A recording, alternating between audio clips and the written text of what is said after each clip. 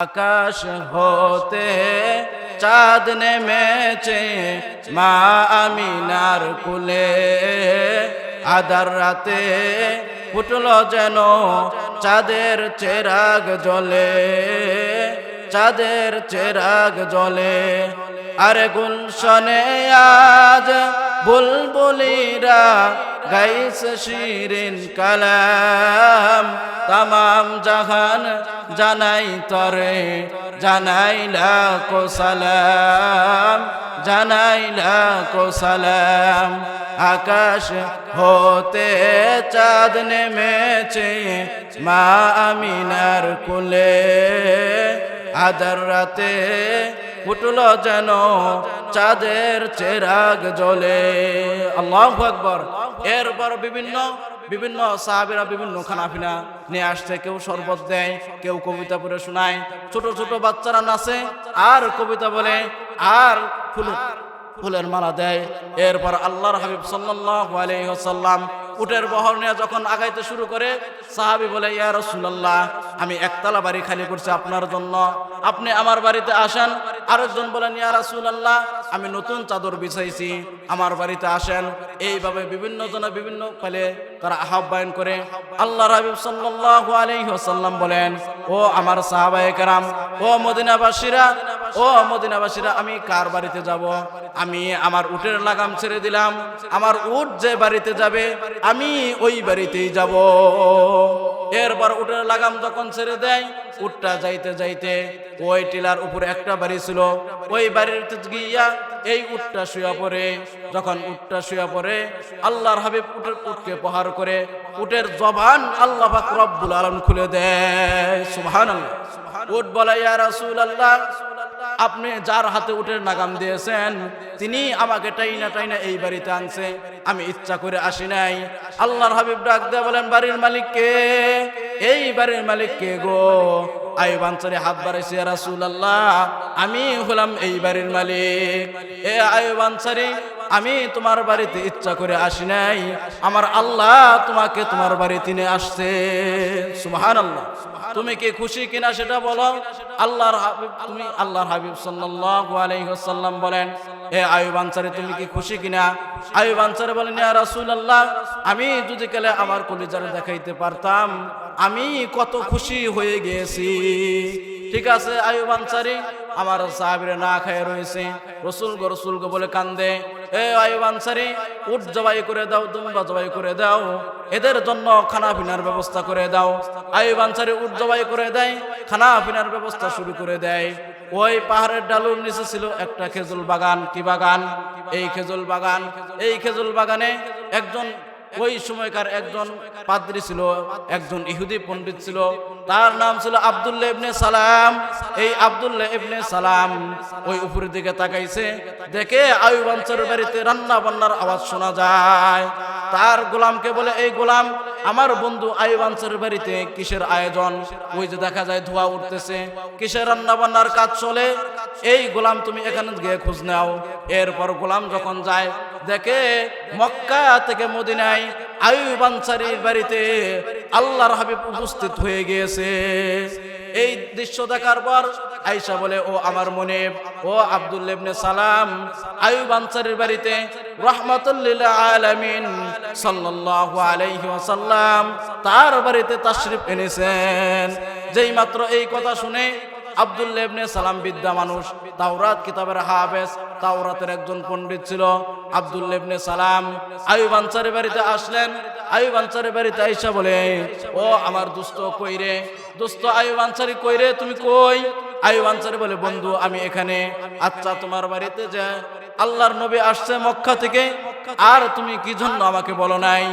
তুমি আমাকে কি জন্য সংবাদ দাও নাই? কই রে নবী কই? আমার সাথে একটু সাক্ষাৎ করার জন্য তুমি ব্যবস্থা করে দাও। ঠিক আছে, ও দোস্ত, এটা তো হলো মুসলমানদের নবী, তুমি তো হলা ইহুদি, সুতরাং আল্লাহর হাবিবের থেকে অনুমতি নেই। এরপর আইয়ুব আনসারী বলে, ইয়া রাসূলুল্লাহ, ইয়া হাবিবাল্লাহ, এই মক্কার এই মদিনা শহরে একজন তাওরাত কিতাবের হাফেজ ইহুদি একজন পণ্ডিত, তার নাম হলো আব্দুল্লাহ ইবনে সালাম, সে আপনার সাথে সাক্ষাৎ করতে চায়। আল্লাহর হাবিব বলে ঠিক আছে অনুমতি দিলাম। আমি মক্কা থেকে এই আব্দুল্লাহ ইবনে সালামের নাম শুনেছি, আব্দুল্লাহ ইবনে সালামকে আমার কাছে আসতে দাও, আসতে দেরি হবে, কালেমা পড়তে দেরি হবে না। সুবহানাল্লাহ।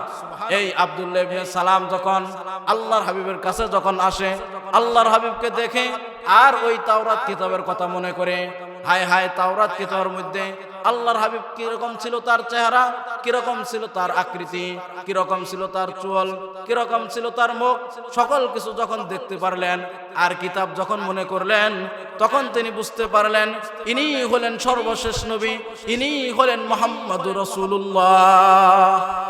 এরপর আব্দুল্লাহ ইবনে সালাম বলেন, সাদ্দাকতা ইয়া রাসূলুল্লাহ, আমি যে তাওরাত কিতাবের হাফেজ, এই তাওরাত কিতাবের মধ্যে মুসা নবীর গুণগান এত নাই যত গুণগান আপনার ওইখানে লেখা। সুবহানাল্লাহ।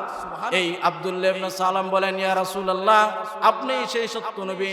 ঠিক আছে আব্দুল্লাহ ইবনে সালাম, আমি যদি কালে সত্য নবী হই তাহলে তুমি কালেমা পড়ো না কি জন্য? ইয়া রাসূলুল্লাহ, আমি 100 মধ্যে 100 বিশ্বাস করেছি আপনি হলেন সত্য নবী, কিন্তু আমি কি কালেমা একাই পড়ব নাকি আমার যে ইহুদি বক্তবিন্দু রয়েছে এদেরকে নিয়ে পড়ব?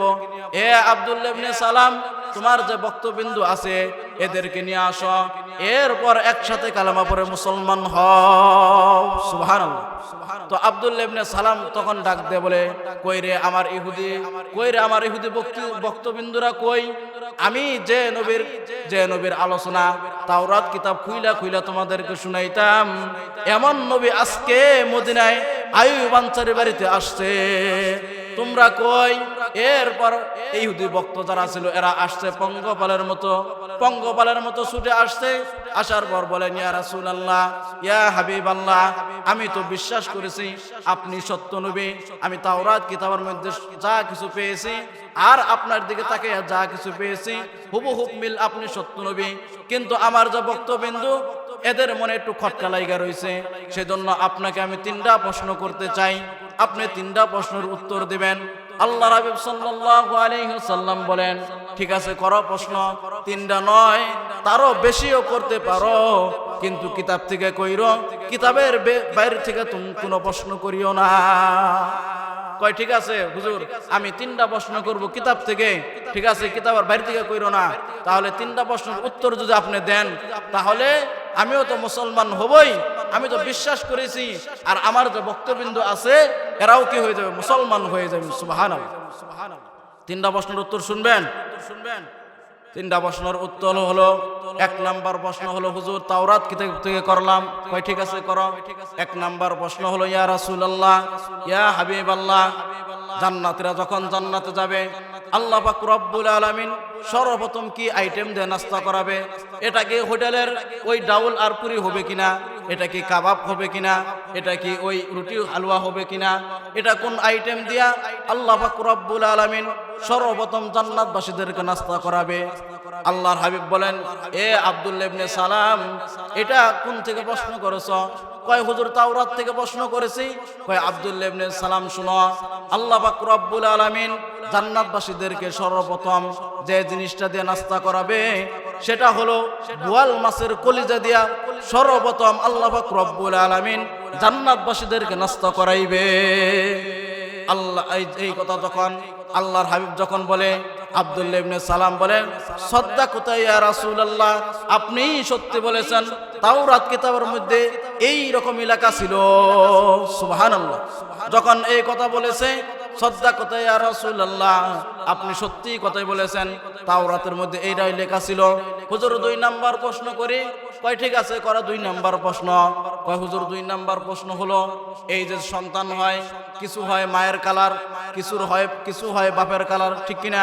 মা সুন্দর, বাবা কিন্তু কালো, সন্তানটা হয়েছে কালো, আবার মা কালো, বাবা সুন্দর, কিন্তু সন্তানটা হয়েছে আবার কালো, ঠিক কিনা? এরকম হয় কিনা? তো এরকম বলে কিছু এইরকম সন্তান হয়, এই মেয়ে হয় আবার ছেলে হয়, আবার কিছু মায়ের কালার পায়, আবার কিছু বাপের কালার পায়, এটা কেমনে হয়? এই প্রশ্ন আপনাকে করলাম। আল্লাহর হাবিব বলেন, ও আব্দুল্লাহ ইবনে সালাম, যখন নারী পুরুষের যখন যুদ্ধ যখন শুরু হয়ে যায়, মিলন মেলা যখন শুরু হয়, যদি কালে এই মহিলা যদি বিজয় লাভ করে, পুরুষ যদি কালে গোল খেয়ে ফেলায়, তাহলে এই সন্তানটা মেয়ে হওয়ার সম্ভাবনা থাকে, আর এই সন্তানটা মায়ের কালার পাওয়ার সম্ভাবনাই বেশি থাকে। আর যদি কালের উল্টা হয়, মহিলা গোল খেয়ে ফেলাইছে, পুরুষ বিজয় হয়ে গেছে, তাহলে এখানে ওই সময় তাহলে এই সন্তানটা ছেলে হবে এবং বাপের কালার পাবে, এটাই বেশিরভাগ সম্ভাবনা থাকে। এই কথা যখন বলে আব্দুল্লাহ ইবনে সালাম বলেন, সাদাকাতা ইয়া রাসূলুল্লাহ, আপনি সত্যি বলেছেন, সুবহানাল্লাহ। এরপর বলে হুজুর 3 নম্বর প্রশ্ন, সেটা হলো হুজুর কিয়ামতের বড় বড় আলামতগুলো কি? কিয়ামতের বড় বড় আলামতগুলো কি? কিয়ামতের বড় বড় আলামত হলো, ও আব্দুল্লাহ ইবনে সালাম শুনো, ইয়াজুজ মাজুজ আসবে, পশ্চিম দিক থেকে সূর্য উঠবে, পূর্ব দিক থেকে উঠবে না, পশ্চিম দিক থেকে উঠবে। ইয়াজুজ মাজুজ আসবে, দাব্বাতুল আসবে, এরকম অগ্নি ফুলকে বের হবে। এই আলামতগুলো যখন বললেন, তখন বললেন এটা কোন থেকে করেছ? কয় হুজুর এটা ইনজিল কিতাব থেকে করেছি।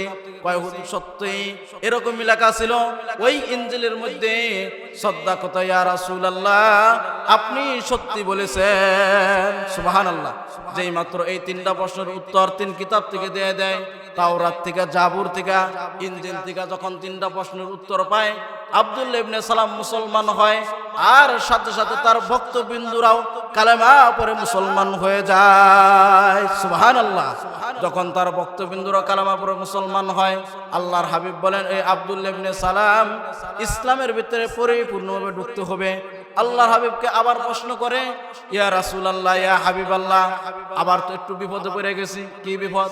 কয় যে হুজুর, আমি তো ইহুদি ছিলাম, ইহুদি থাকাকালীন তখন শনিবারে রোজা রাখতাম, নফল রোজা করতাম শনিবারে, কিন্তু এখন তো দেখি হইলো কি বার? শুক্রবার। মুসলমান হয়েছে, মুসলমানদের বার হলো কি শুক্রবার, ঠিক না?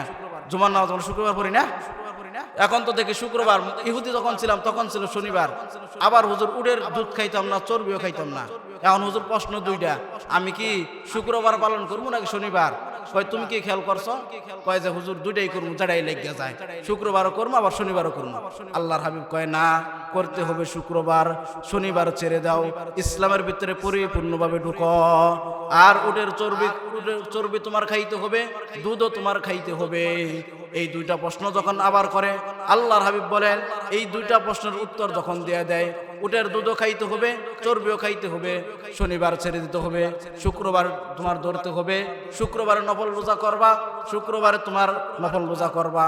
এই 2টা প্রশ্ন যখন আল্লাহর হাবিব দেয়া দেওয়ার পর, তখন এই আব্দুল্লাহ ইবনে সালাম আবার যখন যাবেগা, সাথীরা ওঠে নাই, এমন তো অবস্থায় জিবরাইল আলাইহিস সালাতু ওয়াস সালাম এই সূরাতুল বাকারার 208 নম্বর আয়াত নিয়ে উপস্থিত, যে ও আব্দুল্লাহ ইবনে সালাম, তোমার সাথীরা শোনো, উদখুলু ফিস সিলমি কাফা ইয়া আইয়ুহাল্লাযিনা আমানু উদখুলু ফিস সিলমি কাফা, তোমরা ইসলামের মধ্যে পরিপূর্ণভাবে প্রবেশ করো। তো মুহতারাম হাজিরিন, তো আমাদেরকে আল্লাহ পাক রব্বুল আলামিন ইসলামের মধ্যে পরিপূর্ণভাবে প্রবেশ করার তৌফিক দান করুন, সকলে বলি আমিন। তো যা কিছু শুনলাম এর উপর আমাদেরকে আমল করার তৌফিক দান করুন, সকলে বলি আমিন।